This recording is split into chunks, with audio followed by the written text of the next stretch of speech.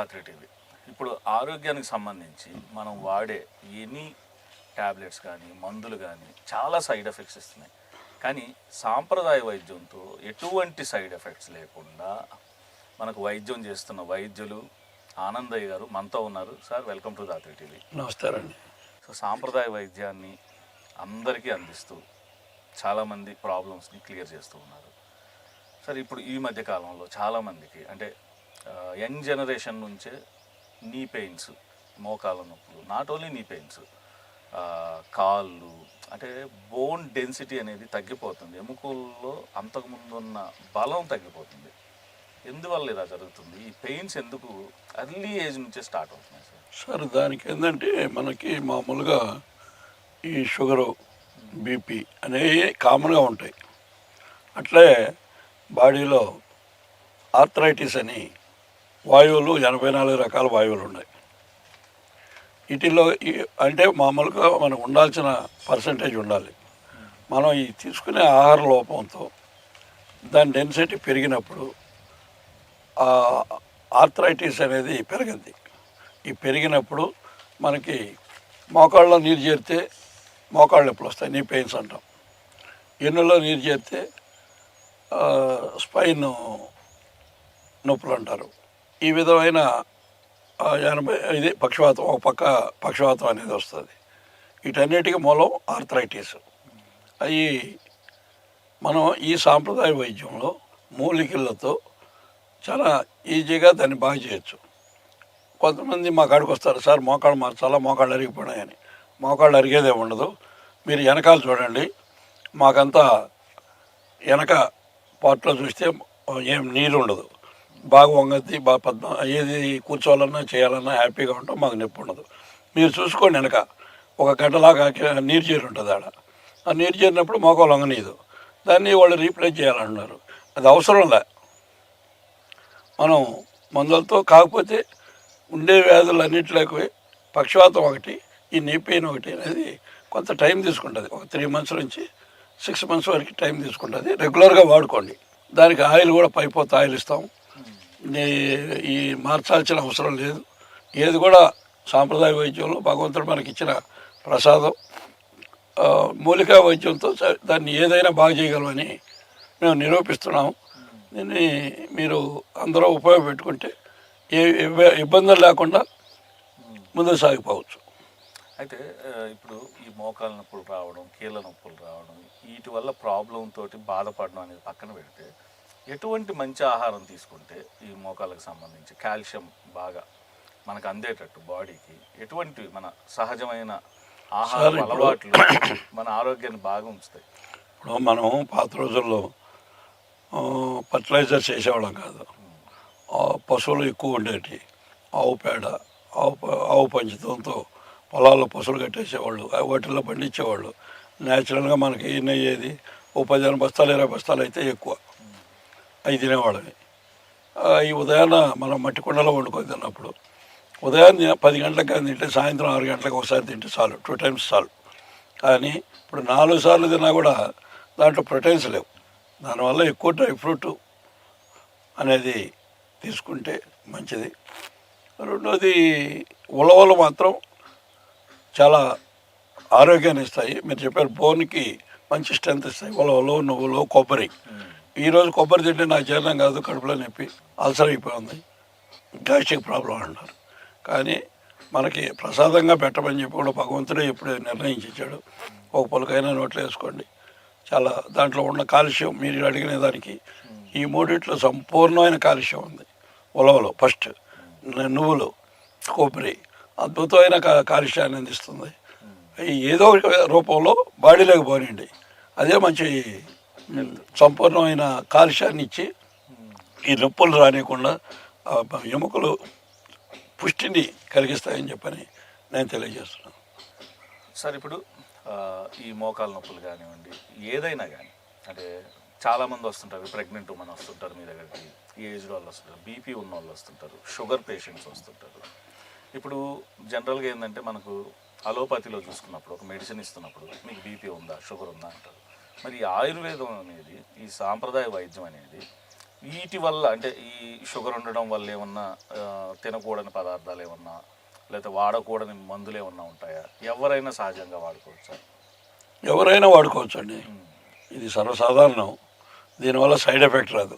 మేము చెప్పేది పుట్టిన బిడ్డ కాడ నుంచి చనిపోయే వ్యక్తి 90 ఏళ్ళు 95 ఏళ్ళోడు 100 ఏళ్ళోడైనా వాడుకోవచ్చు.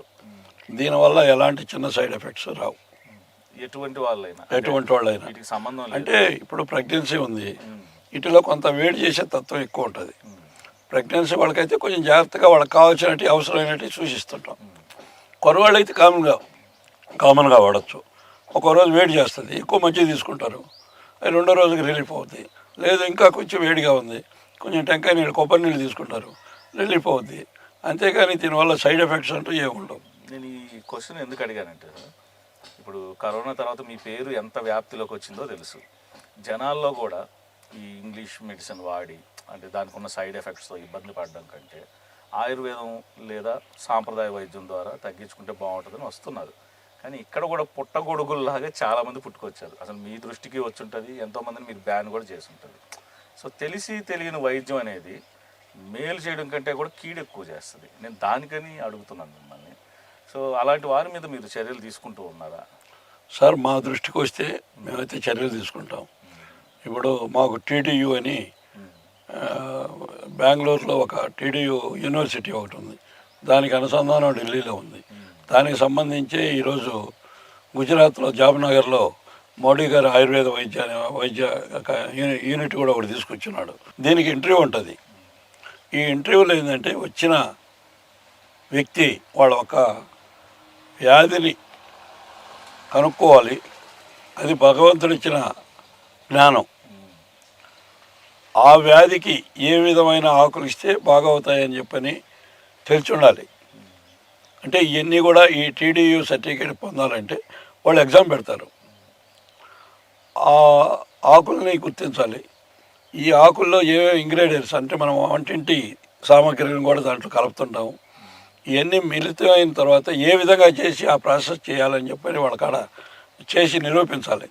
అది నిరూపించిన తర్వాత వాళ్ళు మళ్ళీ ఎంక్వైరీకి మన కాడికి వస్తారు.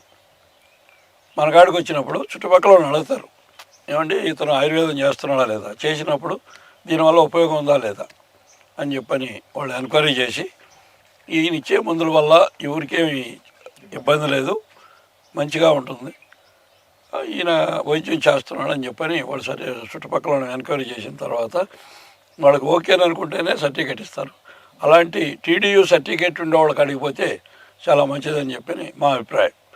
ఇప్పుడు పుట్టగొడుగులాగా పుట్టుకొస్తారు, ఏంటంటే వాళ్ళకి ఏదో పెద్దవాళ్ళు చేస్తున్న వైద్యం కొంత తెలిసి ఉంటుంది, కానీ దానికి ఏదో ఒకటి పేరు రావాలా, మేము చేయాలా, మాకు డబ్బులు కావాలా అని చెప్పని ఆతృత పడేవాళ్ళు చాలామంది ఉన్నారు.